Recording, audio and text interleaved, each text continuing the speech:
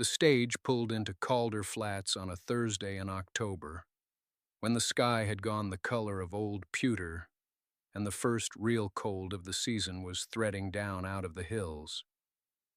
She was the last one off. Not because she was slow, because she had learned, in the years since she'd had anything worth protecting, to wait until the jostling stopped before she moved. She stepped down onto the platform with a single bag in her right hand and a sewing basket looped over her left arm, and she stood there for a moment while the driver handed down trunks to the people who had trunks. She did not. Calder Flats was the end of the line. The rail hadn't come through yet, just the stage route running up from Millhaven, 3 days through dust and elevation. The town sat at the base of a long slope, maybe 40 buildings, maybe fewer if you didn't count the ones that were mostly falling. A main street, a livery at one end, a saloon at the other, the general store in the middle, its sign weather-stripped to near illegibility, a woman on the platform with no trunk and no one meeting her. She knew how that read. She had read it herself, on other platforms, in other towns, when she was still the kind of person who stood behind a window watching arrivals. The wind moved. She didn't. She had come from County Clare at 17, 8 years and a continent ago, and the shape of what those 8 years had held. A city, a marriage, a husband buried before their third winter, no children, no family on this side of the water, the long slide from one room to a smaller room. None of it showed on her face. Not because she was hiding it, simply because she had spent it. Her coat was clean and carefully mended at the left cuff. The mending was her own work, and it was good work, invisible from any distance and precise up close, which told something about her if you were the kind of person who looked. Most people in Calder Flats were not at that moment that kind of person. They were moving past her with their luggage and their purposes and their knowledge of where they were going, and she stood on the platform with the cold coming in off the hills and a notice folded in her coat pocket that she had been reading for 3 weeks. Blacksmith, Calder Flats, needs cook and housekeeper, room and board. Serious inquiries only. Ask at the livery. She had written to no one. There had been no reply to wait for. She had simply gotten on the stage in Millhaven with what she owned and arrived at the end of the line on a Thursday in October, because the other choices had been narrowing for long enough that this one had started to look like a door. She picked up her bag and walked toward the livery. The livery sat at the far end of the main street, past the general store and the assay office and a dry goods window with a cracked pane someone had patched with oil paper. She walked the length of it without hurrying. The cold had settled into the mud, and the mud had gone hard overnight, and her boots made a clean sound on it. A woman outside the milliner's watched her pass. A man loading feed sacks onto a wagon watched her too, then looked away first. The livery doors stood open. Inside it smelled of horse and straw and the particular sweetness of old wood holding heat. A boy of perhaps 12 was working a curry comb across the flank of a roan mare, and he stopped when she came in and looked at her with the frank assessment of someone who had not yet learned to pretend he wasn't looking. She asked for the man who had placed the notice. The blacksmith. The boy set down his comb. He said the smithy was around the back. She went around the back. The forge was already going. She could feel it before she saw it. The warmth pressing against the cold air. The sound of something being worked. He had his back to her when she came around the corner. He was not a large man in the way that announced itself. but he was built in the way that work builds a person, thickened through the shoulders and forearms, and he moved with the economy of someone who had been doing the same task long enough that he no longer thought about it. She waited. She did not announce herself. After a moment, he set down his tools and turned, and he looked at her the way the boy had not, which was to say, without looking very long. His eyes moved to her bag and then to her face, and then back to the work on the anvil. She told him she was there about the position. He said nothing for a moment. Then he asked if she could cook. She said she could. He asked where she had come from. She told him Mill Haven. Before that, further east. He picked up his hammer again. Not dismissively, the way a man does when he is thinking and his hands need to be doing something while he does it. He looked at the piece of iron on the anvil. He said the room was small. He said the hours were early and the work was not light. He said he paid fair and he kept to himself and he expected the same. She said that suited her. He looked at her once more. Something measured in it, but not unkind. He said she could start in the morning. He said there was a woman on Birch Street named Mrs. Calloway who took in boarders, and she could stay there tonight and he would settle the cost. He turned back to the anvil. She picked up her bag and walked back around to the street. Mrs. Calloway's house smelled of dried lavender and coal smoke. The room was small, as he had said. A single window facing west, a bed with an iron frame, a pitcher and basin on the stand. The woman who showed her up was broad and unhurried, and she did not ask questions. She set a candle on the sill and told her supper was at 7 and that the bath could be heated on Thursdays. Then she left. She set her bag at the foot of the bed. She sat on the edge of the mattress for a moment and looked at the window. The light was going orange outside. Somewhere below, a door opened and closed. She could hear the last of the day happening through the walls of a house that was not hers, in a town she had arrived in that morning, in a territory she had traveled 2 weeks to reach. She did not let herself think past morning. She ate supper with Mrs. Calloway and a quiet man who worked at the land office and did not look up from his plate. The food was plain and sufficient. She cleaned her bowl. Mrs. Calloway refilled her coffee without asking, and she took that as a kindness and said nothing more than, "Thank you." She was at the blacksmith's door before 6. The forge was already lit.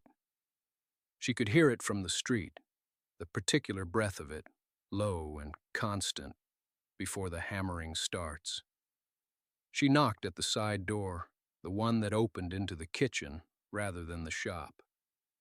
He came to the door without hurry. He looked at her, the same measured assessment as the afternoon before, brief and without edge, and he stepped back to let her in. The kitchen was plain, a heavy stove, a table scarred from years of use, a shelf with tins and a few mismatched cups, a window that looked out on the yard where the woodpile stood, a door leading through to the shop.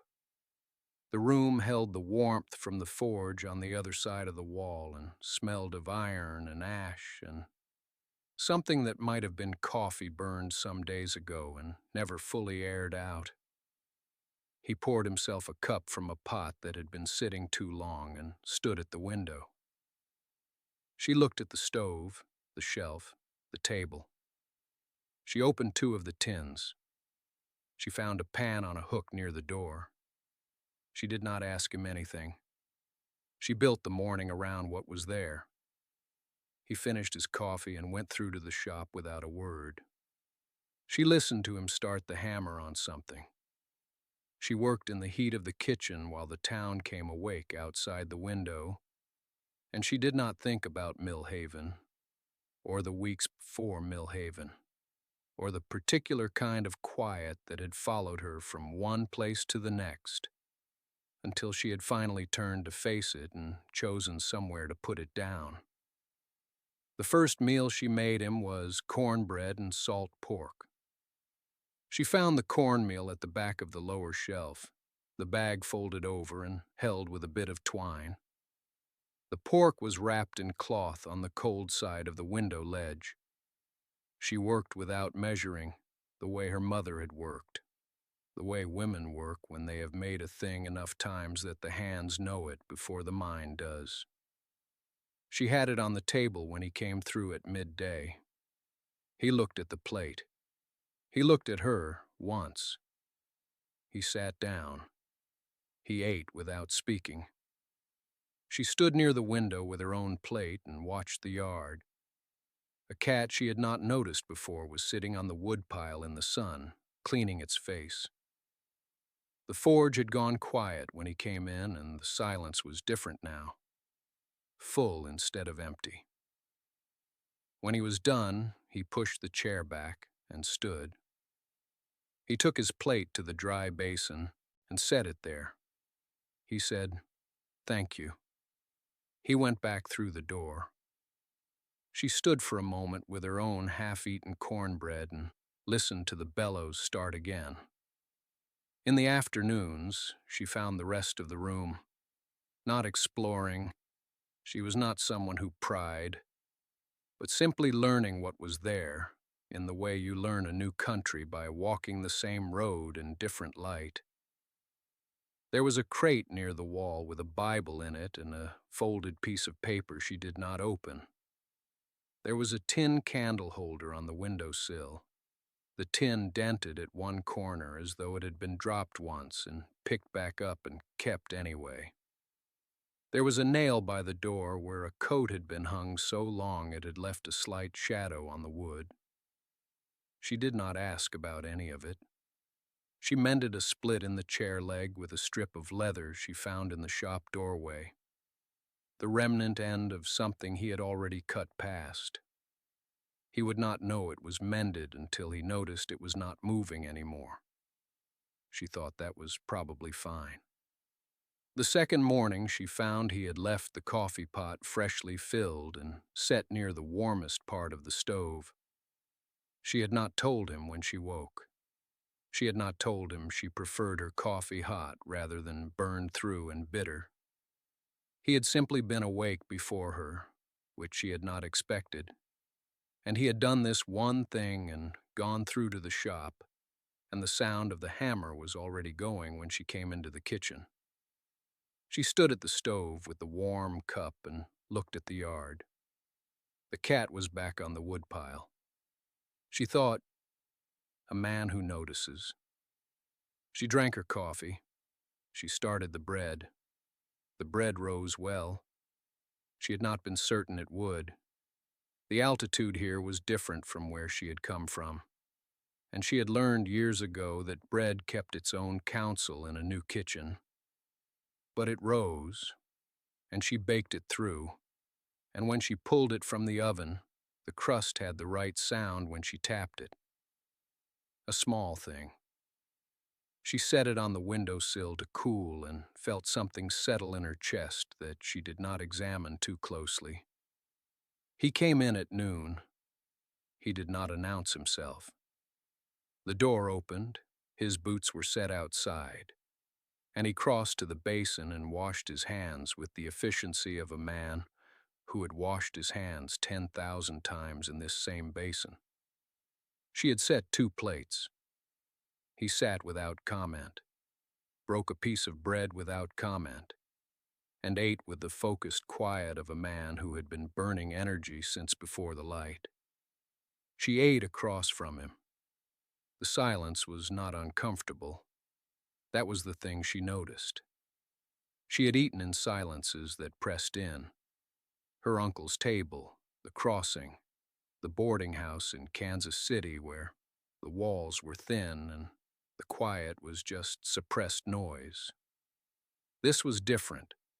It was the silence of two people who were simply present in the same room without requiring anything from each other.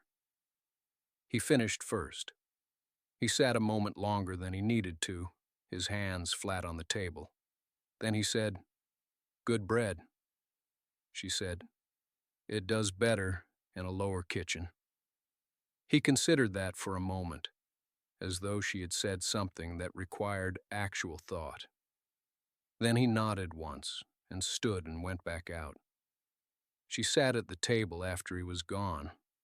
The yard outside the window was bright, the cat gone from the woodpile. A wagon was moving slowly down the far end of the street, its wheels loud on the frozen ground. Good bread. 2 words from a man who she suspected could have gone the whole of the meal and said nothing. She stacked the plates and started the water. In the afternoon, she found the shop door ajar, not open, just ajar. The way a person leaves a door when they don't mind that the world can hear what they're doing. The hammer had stopped. There was a different sound now, lower and more patient. A file, maybe, or a fine chisel. She did not go in. She passed the door on the way to the well and let it be. But she noticed it. The way she noticed the coffee. The way she noticed the chair leg that no longer rocked. The way she noticed that the shadow on the wall by the coat hook was shaped like something that had hung there for a long time and been taken down.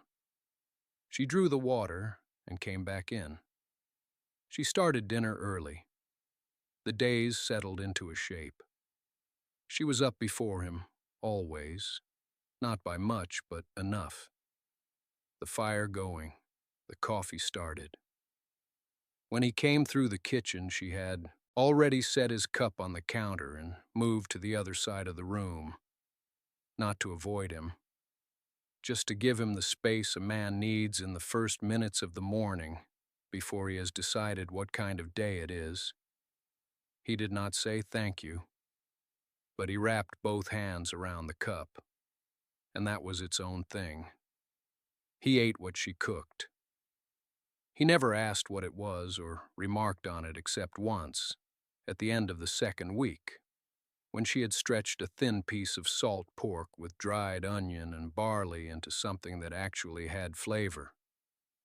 He looked at the bowl for a moment before he lifted the spoon. Then he said, "Where'd you learn this?" Not a question exactly. More like thinking out loud, she told him. Her mother's kitchen in County Clare. The way her mother could make a meal out of whatever hadn't run away yet.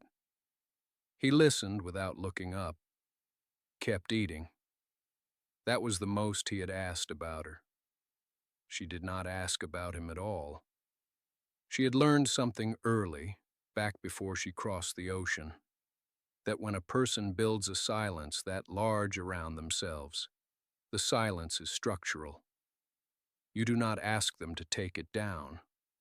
You just work quietly beside it until they decide, on their own, whether any part of it needs to come down. She found the photograph on a Thursday.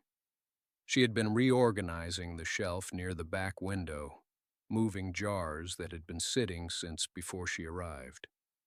The kind of still life that happens when someone is managing a house alone and has stopped seeing what's in front of them. Behind a tin of salt and a broken candle mold, she found it. A woman. Dark hair, simply dressed. Serious expression, the way everyone looks in photographs. But something behind it that the camera had caught anyway. Something gentle in the set of the jaw. She set it on the shelf. Right side up. Not prominently, just where it could be seen.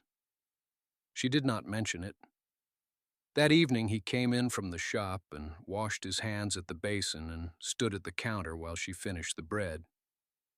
She heard him go still behind her in the way that meant he had noticed something. The stillness lasted only a moment. Then the sound of him pulling out the chair and sitting down. He did not say anything about it. She set the bread on the table and sat across from him and poured water into both glasses. And that was all. Outside the window, the light was going gray and thin. The first real cold of the season had begun to move in from the north. The cold came in fast that year. By the end of the week, the ground had hardened and the pump handle in the yard needed coaxing each morning before it gave. She learned to pour a little warm water down the neck of it first. Someone in town had told her. The woman from the dry goods counter who had taken to pausing when she passed the shop and asking how things were going in the careful way that meant she already had an idea. Things were going. That was the honest answer. She had begun to learn the rhythms of his work.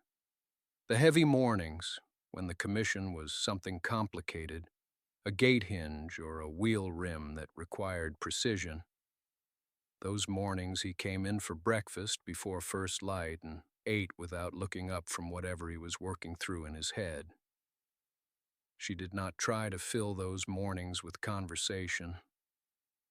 She set the plate down and poured the coffee and let the quiet sit.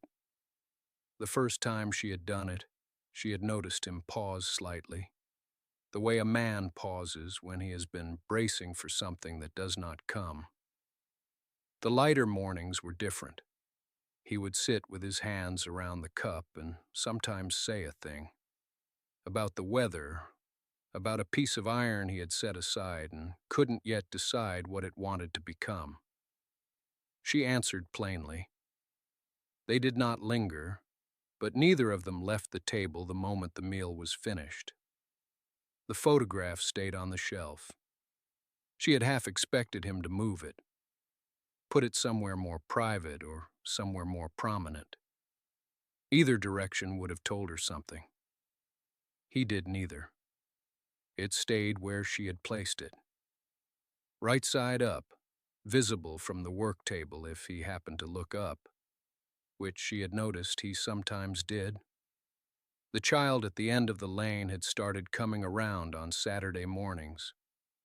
A girl, 7 or 8, with red clay on her boots no matter the weather. Her mother had sent her once with a question about a pot that needed re-riveting, and somehow the once had become a habit. She would sit on the step of the shop and watch him work and ask questions with the total confidence of a person who has not yet learned to feel unwelcome anywhere. She found she liked the girl. She had started leaving a biscuit on the step when she heard the small boots on the path. She never made a ceremony of it. The girl never mentioned it either, just took it with both hands and kept asking whatever she was asking. One morning, the girl looked up at her from the step and said, matter-of-factly, that she smelled like bread. She said that was probably because she had been baking bread. The girl considered this seriously and nodded. He had heard it from inside the shop. She could tell by the quality of the silence that followed. The quality of that silence had a particular texture she had begun to recognize. Not absence, not blankness. The specific quiet of a man turning something over. She went back inside and set the second loaf to cool on the board and did not think about it further, or told herself she did not. November arrived like a door closing. The mornings went gray at the edges and the frost came in off the open country and settled along the bottom of the window glass each night. She had started keeping a small fire in the front room through the evening hours, which she had not bothered to do in October. The wood was stacked against the outer wall. She had not stacked it. She had come out one morning to find it there, cut and split and arranged with the same deliberate economy he brought to everything. No note, no mention made of it at supper. She had not mentioned it either. That was how it worked between them now. Something needed doing. It got done. The accounting between them stayed silent. She thought about that sometimes in the early mornings before he was up.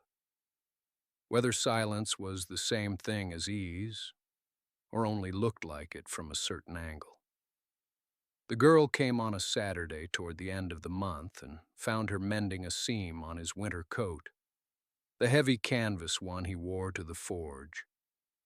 The girl watched her work for a while without speaking, which was unusual. Then she asked if that was his coat. She said it was. The girl looked at the coat and then at her and then back at the coat with an expression of profound and serious thought. "My mother mends my father's things," she said. She kept her eyes on the seam. "That's what wives do," she said, plainly, not unkindly. The girl absorbed this. "Are you his wife?" She did not answer immediately. She set a stitch and drew the thread through and set another. "I keep his house," she said finally. "That's what we've agreed." The girl considered this for a long moment with the unsettling gravity of a child, deciding whether a grown person's answer makes sense. Then she picked up her biscuit from the step and took a bite and said, "He looks at you like my father looks at my mother." She did not look up from the coat. The girl finished her biscuit and wiped her hands on her dress and clattered down the path in her clay-red boots, already moving on to whatever was next in her morning, unbothered by the things she had left behind her. She sat with the coat in her lap and the needle between her fingers and the thread going still. Inside the shop, the hammer rang twice and then stopped. The silence that followed had that texture again, that particular weight. She set the next stitch, drew the thread through, set the next. The coat was finished by mid-morning. She folded it along the seam and set it on the porch rail and went inside and put water on. The fire was low. She fed it 2 pieces of split oak and stood watching the flame take before she moved to the table and began rolling dough for the noon meal. Her hands worked without her. The girl's words had not gone anywhere. They had simply settled, the way a stone settles in still water. No splash, just the descent, and then the stillness after. "He looks at you like my father looks at my mother." She turned the dough and pressed her palm flat against it. She had watched husbands and wives her whole life. In Galway, there had been her father and her mother, a man who said little and came home every evening and set his boots beside the door in exactly the same place, and a woman who knew where he was by the sound of his step on the path before the latch lifted. She had not understood then what she understood now, that it was not tenderness in any dramatic sense, that it was simply attendance, noticing, the small, continuous act of orienting yourself toward another person and staying oriented. She folded the dough and cut it and did not examine the thought further. He came in at noon. She heard the water running at the pump, heard him dry his hands on the cloth hung by the door. She had put it there in the 2nd week, and he had used it every day since without comment. She set the plate down when he came through. He sat. She sat across from him with her own plate, and they ate in the way they had come to eat, which was to say, mostly quietly, but not uncomfortably. Outside, a wagon passed on the road. Somewhere down the street, a dog was making its opinion known about something. He refilled his own cup and then, without looking at her, refilled hers. She watched his hand pull back from the cup, the steadiness of it, the ease. She said, "Emmett's daughter came by this morning," he said, "Clara. She sat on the step and talked at me for 20 minutes. Something moved at the corner of his mouth. Not quite a smile. She does that. She asked me if I was your wife. He looked at her then, not quickly. There was nothing quick about him, but directly, the way a man looks at something he wants to understand correctly. She looked back. The room was very still. "What did you tell her?" he said. She picked up her fork. "I told her I keep your house." He held her gaze for one moment longer. Then he looked down at his plate. Neither of them said anything else. The next morning she found a loose board in the hallway that she had not noticed before. She had walked over it every day for 4 months. That morning it shifted under her foot, and she stopped and looked down at it and then walked on. She assumed it had always moved. She assumed she had simply not paid attention. He was gone before she woke, as he usually was. She made coffee and cut bread and swept the kitchen floor and got on with the things the day required. When she came back through the hallway at mid-morning, the board was flush and still. She stood on it. It did not move. She looked down the hall toward the front door, and then looked back at the kitchen and said nothing to anyone, because there was no one there to say anything to. She went to the market that afternoon. The woman at the dry goods counter asked how things were getting on out at the Greer place, and she said they were getting on fine. And the woman looked at her for a moment, in the way people in small towns look at you when they want you to say more. And she did not say more. On the walk back, she passed Clara on the road. The girl fell into step beside her without being invited, which had become her custom.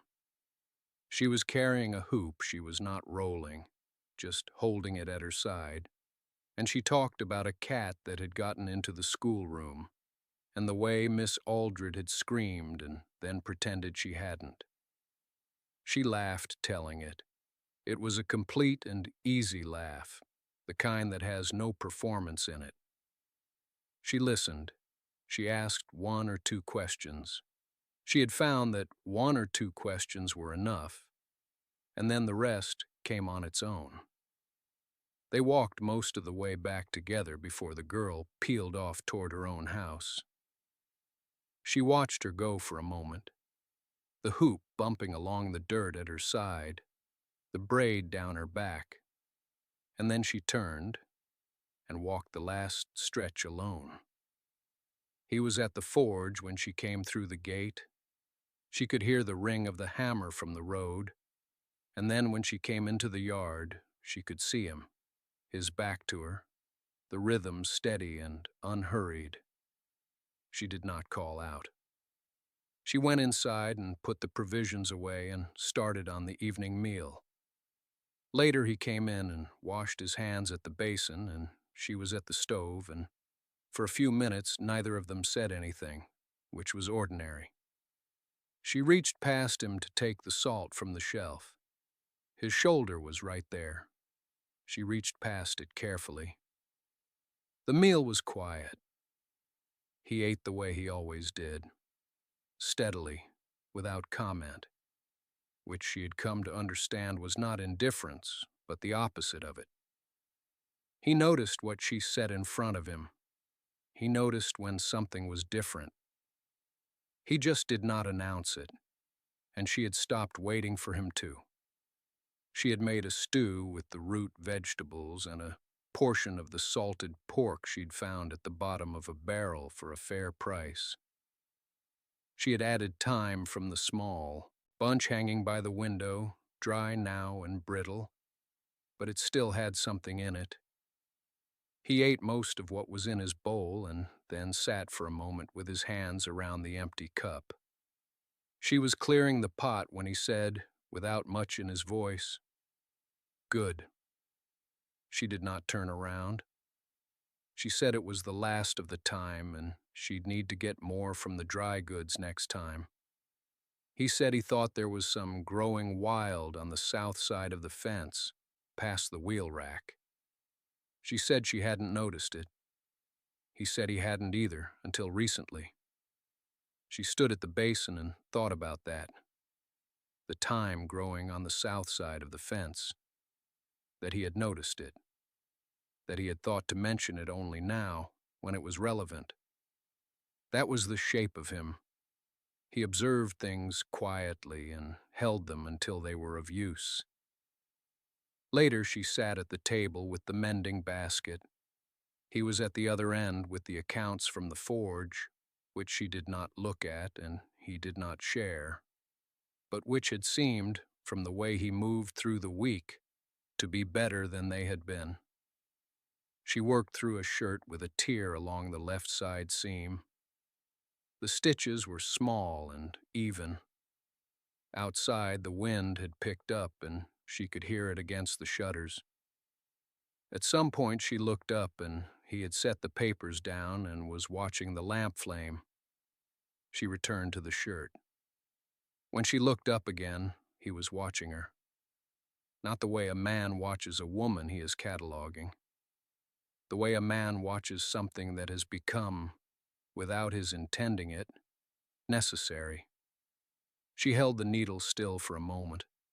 The thread pulled taut between her fingers. He did not look away. She said the light was better at this end of the table if he needed it. He said he was fine. She pulled the next stitch through. Her hands were steady. His eyes had gone back to the lamp, or somewhere near it, and the wind kept on outside, and the stitch after that was the same as the one before. The shirt was finished before the lamp needed trimming. She folded it and set it on the pile beside the basket and sat for a moment with her hands in her lap. He had gone back to his papers, or appeared to. The page had not turned in some time. Outside, the wind moved through in a long gust and then steadied, and the house settled into the particular quiet that comes after a sound stops. She thought about going up. She thought about the morning, which would come whether she attended to it or not. The bread to start, the coffee, the light coming in low and cold through the east window and the way it did in late autumn. She did not go up. She reached into the basket and took out a small sock, one of the boys with a hole worn through at the heel. She found the egg-shaped darning tool and set it inside the sock and drew the first thread across. He set his pen down, not loudly, not in a way that announced anything. He simply set it down and leaned back in his chair, and the chair made its sound against the floor. She kept her eyes on the sock. After a moment, he said she didn't have to do that tonight. She said it would only take a few minutes. He didn't answer that. She could feel him still in the way she had come to be able to feel when his attention had shifted, the same way you can feel a fire go from background warmth to something you are aware of. She pulled the thread across again. The hole was smaller. Another row, and it would be closed. He said her name. He had not said it often. There had been little reason to in a house where they were usually the only two people in a room. She went still with the darning egg in her palm, the sock stretched over it, the needle in her other hand. He said he wanted her to know that he was glad she had stayed. That was all. No more than that. She looked at the sock for a moment. Then she looked at him. He was watching her the same way as before, steadily, without apology, without performance of any kind. She said she was glad, too.